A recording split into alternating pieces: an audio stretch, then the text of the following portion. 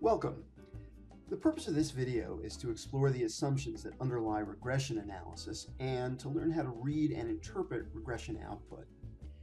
I focus on the reports generated by Excel and the online package StatCrunch, but the basic output is virtually identical no matter which statistical package you use. Okay, let's jump right in and get started. Let's start out with a basic scatter plot showing a set of points.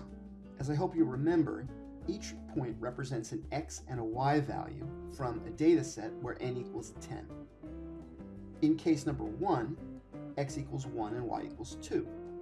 In case number 2, x equals 2 and y equals 8.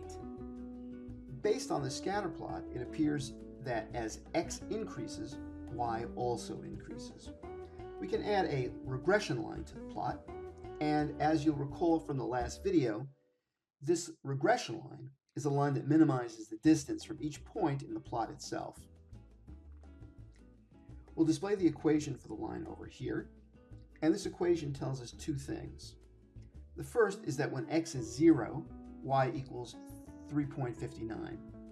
The second and more interesting thing is that for every 1 unit increase in x, we estimate, and estimate is the critical word here, we estimate that there'll be a 0.79 increase in y, of course in whatever units y is being measured in. These white lines show the distance between each point and the regression line. The general equation for the line is given here. The first equation is for bivariate regression, and the second is for multivariate regression. Y hat is the predicted value for y for every value of x. Now the important thing to remember here and to notice is that although the regression line minimizes the prediction error, it does not eliminate these errors. The Greek letter epsilon represents the difference between the true value of y, denoted by the yellow points, and the predicted value, represented by the red regression line. Let's back up a moment and talk about error more generally. If we don't know anything about x, what's the best estimate for y? Well, if you ask me to estimate y, the best answer that I could give is represented by this horizontal line drawn from the mean of the y values, which in this case is 7.4. It will be incorrect most of the time, but overall it'll be closer to the values taken together than any other estimate might provide. Again, this estimate assumes that I only have the y values. This green bracket over here shows the prediction error for one single point. We can compute the total error by subtracting each actual y value from the mean of all the y values and then add them all up. Of course, we have to square these differences between the actual y and the predicted y. We have to add these all up and square them because if we don't, that sum will always add up to 0. And if you're not sure about that, just go back to our discussion of the mean and some of its properties. All right, so now let's add back in that regression line. In most cases, the regression line is a better estimate of y than the actual mean of the y values. And I've illustrated this for the same point with this yellow bracket over here. Clearly, there's less error using the regression prediction than if we had just used the mean of the y values. The black bracket shows the distance from the value of y predicted by the regression equation and the actual value of y. This difference is known as the residual, and it will play an important role in checking the assumptions of a regression model. Here are the terms for these values. Just remember that to compute them, we'd have to sum up all the values for all the points in the data set. Now hopefully it's intuitively obvious that the fraction SSR over SST gives us the proportion of the variance in y that's explained by the regression equation. This proportion is known as r squared, or sometimes we call it the coefficient of determination.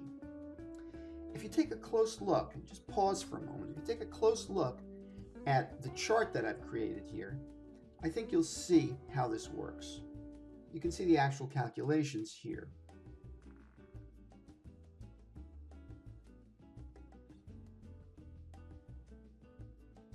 Okay, so here's r squared for this model. It's 0.21.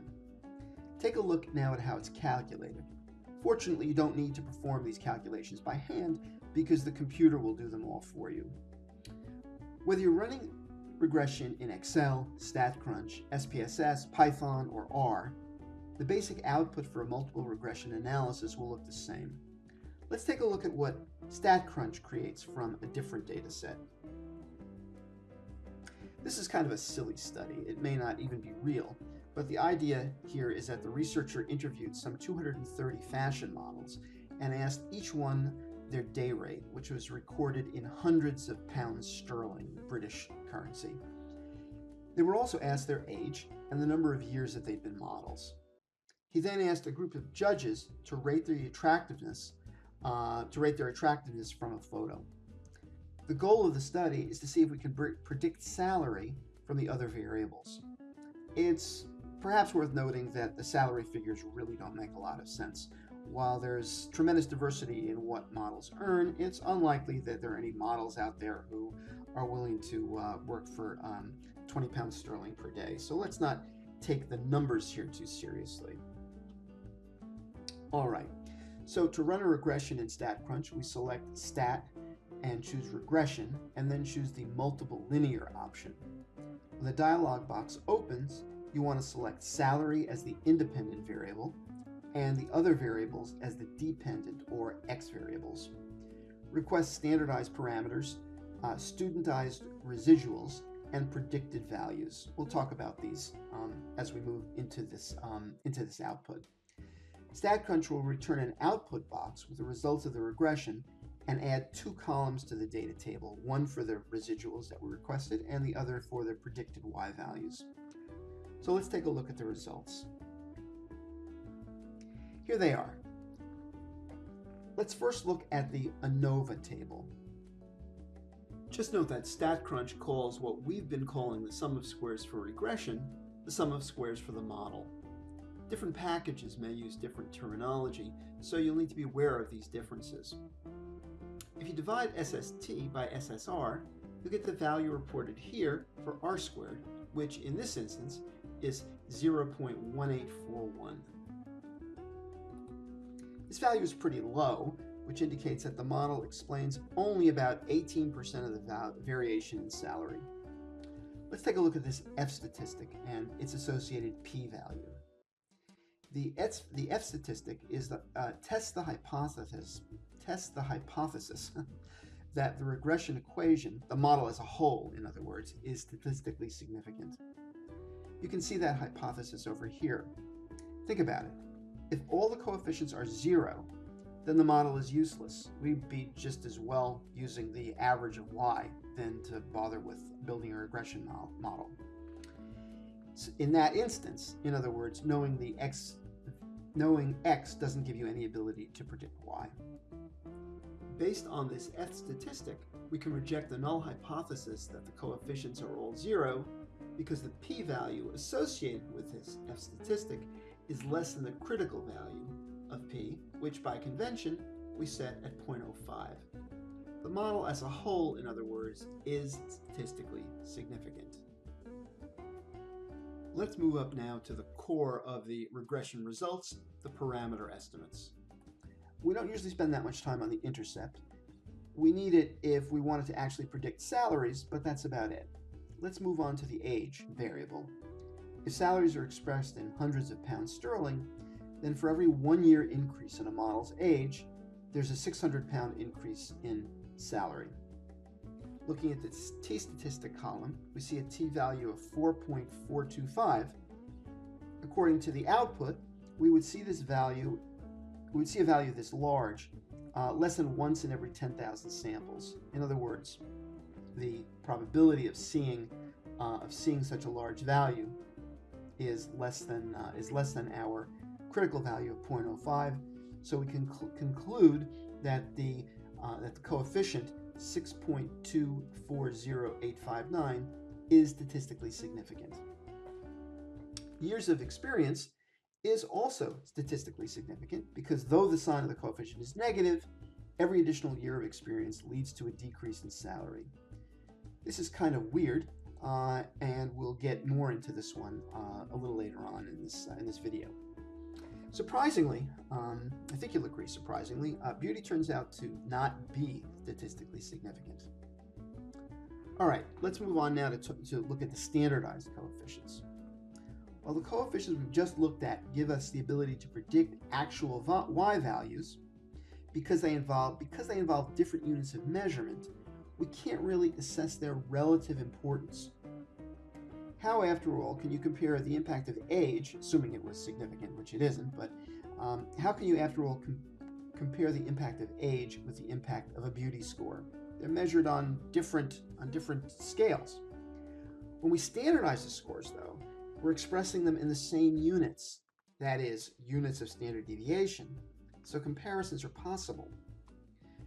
From these values, it looks as if age has the biggest impact on salary. All right, now let's move on to look at adjusted R-squared, which is over here. Without going into too much detail, adjusted R-squared gives us an idea of how generalizable the model is. When the number of observations is small and the number of variables is large, R-squared turns out to not be a good estimator of the explanatory power of a model. Adjusted R-squared gives us a better idea of the proportion of variation that the model explains under such circumstances. N is not too small here, and the number of variables is not too large, so the adjusted R-squared value is not too far from the actual R-squared value. If you run this in Excel, you'll get the same figures, though Excel doesn't provide the standardized values for the predicted values, which you'll see in a moment. You have to calculate these yourself. To do this, you need to standardize all the variables you want to include in the regression, and then run it all over again using the standardized values. The coefficients it calculates will be the same as those you see in this output from StatCrunch. All right, now let's move on to a critical aspect of regression analysis, which is to look at the assumptions that we need to check after we run a regression model. These are linearity, constant error variance, or the very difficult to pronounce word, homoscedasticity. We need to make sure that our error terms are normally distributed. We can't see any multicollinearity in the data, and I'll explain what that means. And the errors, these residuals, need to be independent from one another. All right, let's take a look at each one of these one at a time. Finding a straight line through the data assumes that the relationship that underlies the points is linear. The first plot is the one we've been looking at throughout the video. As you can see, the relationship shown is linear. The second plot shows happiness, the y variable, as a function of income, the x variable. These data are made up, but it's been well documented that once a basic level of income has been achieved, more income does not improve overall happiness. The relationship, in other words, is curvilinear. As income rises, happiness goes up, but then it plateaus. Adding more income doesn't increase happiness. Okay, now you can force a straight line through a curvilinear relationship, but the coefficients you produce will be off. In this instance, such a line would overestimate the y values for low values of x and underestimate them for high values of x, as this green line shows. The best way to check for linearity is to look at a scatter plot of the independent variables against the dependent variable. The best way to deal with nonlinear data is to transform it in some way, for example, by plotting its logarithm or squaring it. These kinds of transformations, though, are beyond the scope of this video. The second assumption we need to worry about is constant error variance, or homoscedasticity. I told you that was a hard word to pronounce. There are a few reasons to pay attention to this assumption. Let's take a look at some regression output to see this. First, in the absence of homoscedasticity, the standard errors are not correct. And if they're not correct, then these t-statistics also are not correct, because the t-statistic, in computing it, well, that has the standard error in the denominator. So of course, if the t-values are off, then we can't say whether the coefficients are statistically significant. But beyond that problem, while the regression line is correct, it's misleading. It's still the line that minimizes the distances between each y value in itself, but it has some problems. Let me show you what's called a residual plot. It shows the predicted values of y plotted against the actual values of y. I've standardized these values here because doing so allows me to check for outliers, something I'm going to talk about a little later.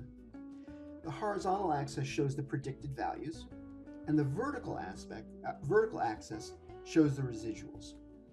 As you can see, the distribution has a somewhat fan-like shape. For low predicted values of y, the errors are relatively small. But as y increases, the model's predictive ability declines. That's a problem, because the accuracy of the predictions change as the values of the independent variable change.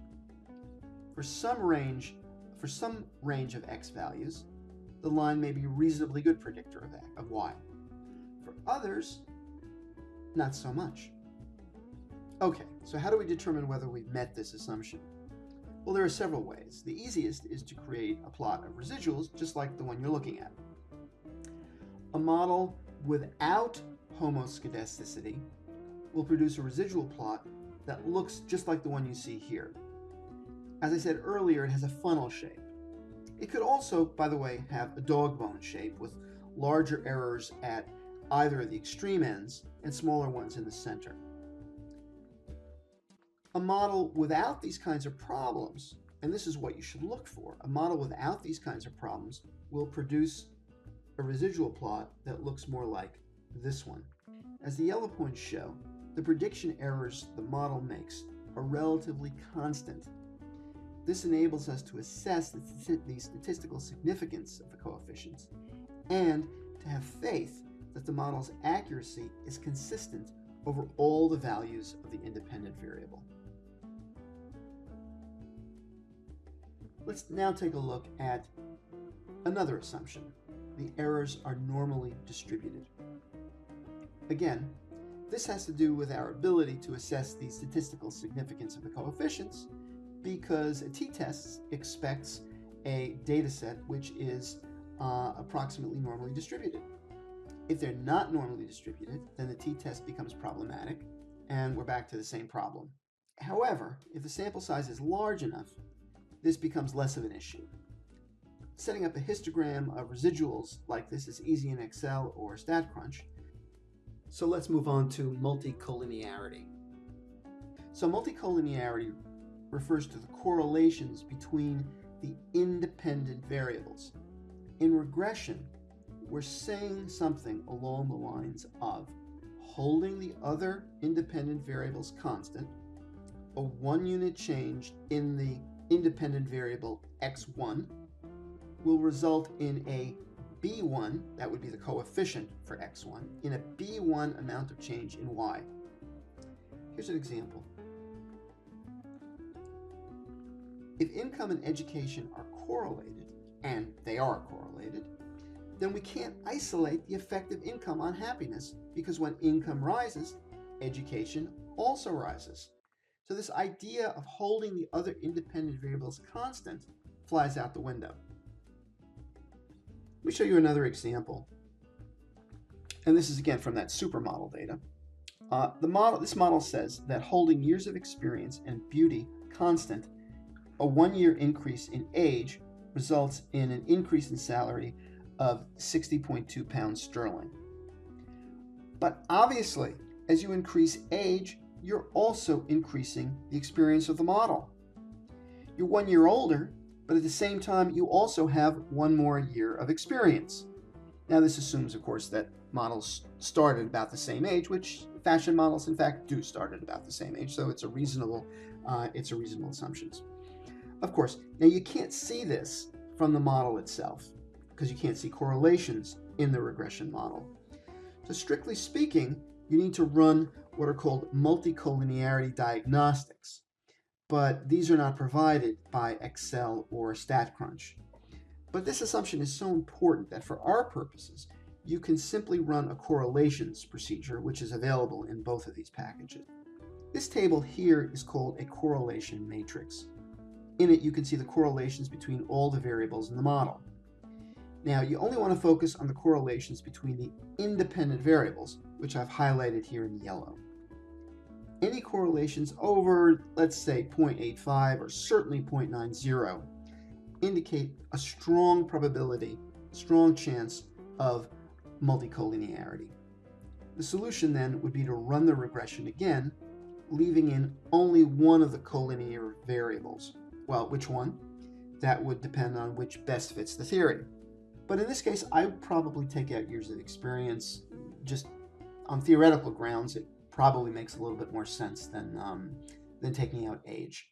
So we rerun the model, but taking years of experience out of it. And in that instance, we would then be able to say that salary equals age minus this beauty variable, but then we throw beauty out of the model because beauty is not statistically significant. All right, let's move on. A data set with outlying variables, or outlying values, I should say, may or may not violate regression assumptions. But it's important to examine your data since they can impact the slope of the regression line. Let's take a look at this simple example. In Model 2, I've changed the values so that this outlier, this variable here, is now an outlier. The regression line looks the same, but if we look at the equations, we can see that they're quite different. In a case that is this extreme, it's likely that the outlier represents a mistake of some kind. Maybe there was a data entry error, something like that. Now, you can't legitimately delete this case, but you do need to investigate to see what's going on. As you can see, the coefficients are very different. That one single point, I don't remember how many points we have here, it's probably about 20 or so. Actually, it looks like it's more than 20. But moving that one single point and making it an outlier, again, a data entry error, most likely. Look how much the coefficients have changed. Both the beta value for x and the intercept have changed quite a bit. And any prediction based on that line in Model 2 would be incorrect, assuming that that point is in fact an error of some kind. So you need to look into that. And in this artificial example, well, there's only one outlier, but you can imagine a case where there are multiple outliers, and those need to be investigated. All right, well, that pretty much wraps up this regression part 2 video.